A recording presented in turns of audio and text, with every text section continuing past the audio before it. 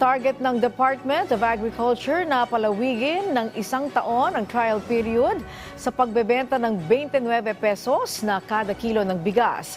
Bukod sa mas maraming mahihirap na Pilipino ang mabebenepisyohan, layon din itong malaman kung kaya bang makapagbenta ng pamahalaan ng murang bigas na pangmatagalan. Si Clazel Pardilla sa Sentro ng Balita Live.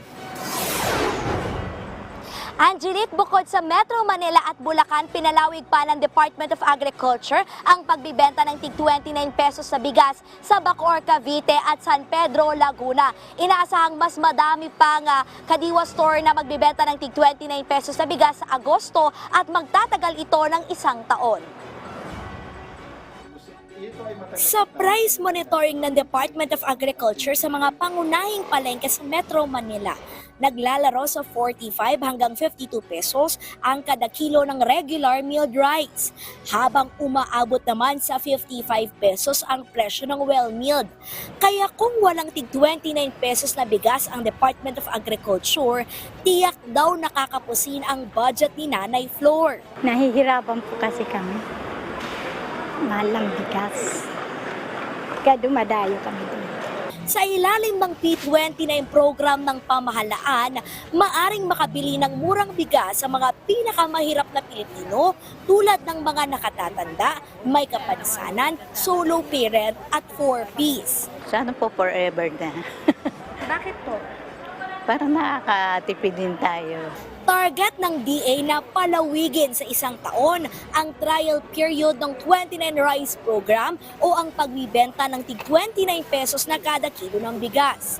Layo ng ahensya na mas maraming mahirap na Pilipino ang mabenepisyuhan ng murang bigas. Nais din itong alamin kung kaya ng pamahalaan na makapagbenta ng murang bigas na pangmatagalan at tukuyin ang mga dapat gawin para maging sustainable ang programa. Sa ngayon, kinukuha ang supply mula sa mga palumang stock ng National Food Authority. Inaasahan ding tutustusan ang contract growing program ng National Irrigation Administration ang programa. At kung kinakailangan, mag-aangkat ng bigas para sa P29 program. Sakaling humupa ang presyo ng bigas sa world market, nais ang DA na ibaba pa ang kasalukuyang 29 pesos na bigas. We can still lower it kung talagang merong iba pang suporta. It could be bababa yung production cost, bababa yung importation cost, tapos magkakaroon ng additional subsidy from the government. It could be combination of several factors. Bukod sa P29 program, itinutulak din ng DA ang Rice for All program kung saan magbibenta ng 45 hanggang 48 pesos na per kilo ng bigas sa mga Kadiwa store. Sa ngayon, nagsisimula ng dumating ang imported rice sa Pilipinas na pinatawa ng mas mababang taripa sa ilalim ng Executive Order No. 62. Ayon sa Agriculture Department, higit 35,000 metric tons sa imported rice na may 15% taripa ang nakarating na sa bansa. Higit kumulang 40 pesos ang inaasahang presyo ng imported rice sa mga palengke. August yan, mararamdaman talaga. Yung pumasok na siya sa mga palengke, hindi pa ganun karami.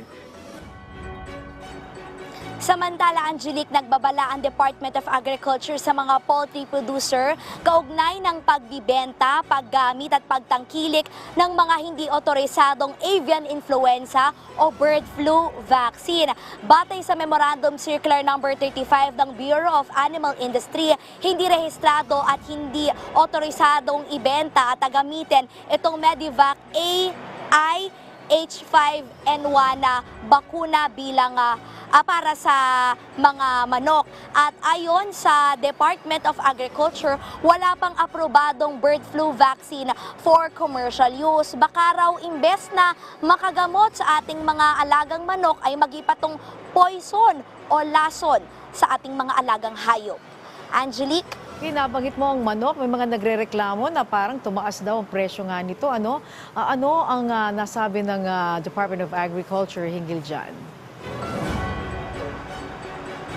Yes, Angelique, batay nga sa price monitoring din ng Department of Agriculture, may ilang palengke dito sa Metro Manila na nagbenta ng 250 pesos sa kada kilo ng buong manok.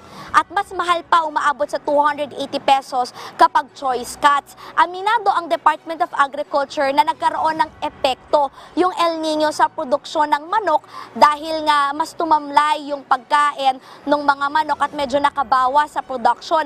Ganun din yung pag-aangkat sa Minnesota, America, major importer o major source kasi ng Pilipinas, ito nga naturang bansa na paramihan ng mga manok. Pero ayon sa DA, medyo masyadong mahal, masyadong mataas yung 250 pesos. Kaya pinuntahan na ng Agriculture Department at pinagpapaliwanag itong mga nagtitinda. Dapat daw nasa 200 hanggang 210 pesos lamang yung per kilo ng buong manok. Angelique? Okay, maraming salamat sa iyo, Clazel Pardilla.